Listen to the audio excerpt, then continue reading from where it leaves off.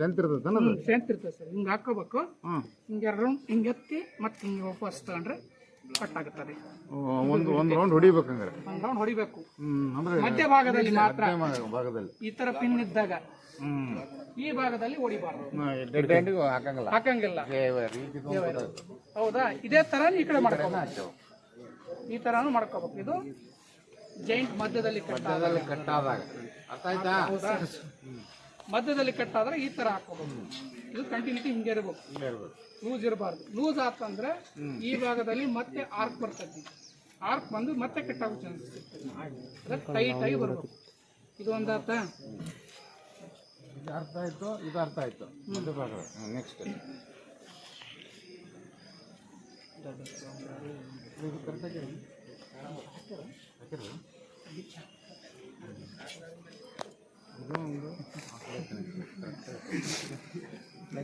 ಯಾಕಂದ್ರೆ ಶಾಕಿಂಗ್ ಆಗಬಾರ್ದು, ಸ್ಟ್ರೈಟ್ ಇರ್ಬೇಕು.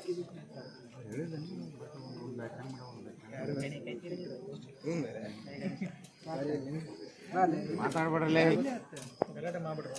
ನಾನು ಹೇಳಿದ ಅರ್ಥ ಆಗತ್ತಿಲ್ಲ. ಹೌದು ಸರ್. ಯಾಕಂದ್ರೆ ಹೇಳಿದ್ದು ಉಪಯೋಗ ಆಗಲಿಲ್ಲ ಅಂದ್ರೆ ನಾ ಬಂದಿದ್ದು ವೇಸ್ಟ್ ಅಂತ. ಇಲ್ಲ ಆಗಲಿಲ್ಲ ಅಂದ್ರೆ ಇದು ಯಾವ ಥರ ಅಂತ ನಾನು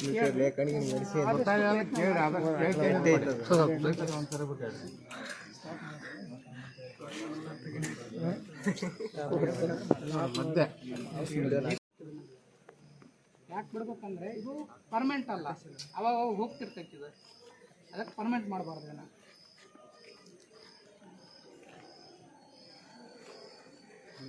ಜಾಯಿಂಟ್ ಕರೆಕ್ಟ್ ಹಾಕ್ಯಾರ.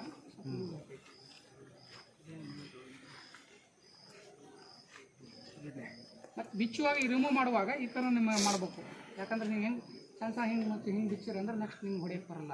ಇವಾಗ ಮತ್ತೆ ಉಪಯೋಗ ಬರ್ಬೇಕಂದ್ರೆ ಎಷ್ಟು ಟೈಟಲ್ಲಿ ಹಾಕಿರ್ತೀವೋ ಅಷ್ಟೇ ಟೈಟಲ್ಲಿ ಎತ್ಕೋಬೇಕು. ರಿಮೂವ್ ಮಾಡ್ತೀವಿ ಸ್ಟ್ರೈಟ್ ಈ ಥರ ಅದ ಕರೆಕ್ಟಾಗಿ ಮತ್ತೆ ಯುಟಿಲೈಸ್ ಆಗುತ್ತೆ.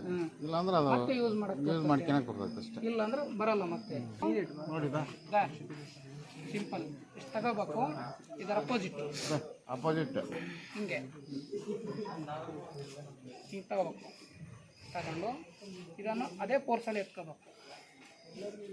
ತಗೊಂಡು ಫೋರ್ಸಲ್ಲಿ ಹಿಂಗೆ ಎತ್ಕೊತಾರೆ ಈ ಥರ. ಅವ್ರ ಸುತ್ತೋಡ್ತಾರೆ, ಅವ್ರನ್ನ ಯಾರೋ ಈ ಥರ ಹಾಕೊಂಡು ಈ ಥರ ಓಪನ್ ಮಾಡಿ ಅವ್ರು ಮಾಡಿ. ಇದು ಒಂದು ಥರ. ಇನ್ನೊಂದು ಥರ ಹೇಳ್ಬಿಡ್ತೀವಿ. ಬರ್ರಿ ಬರ್ರಿ.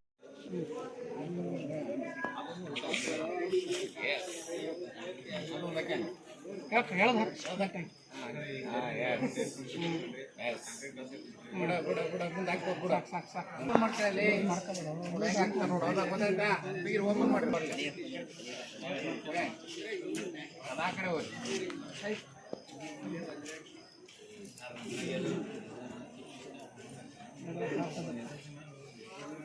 ಈ ಕಡೆ ಬಂದಾಗಿದ್ದು ಈ ಕಡೆ ಹೋಗ್ಬೇಕು.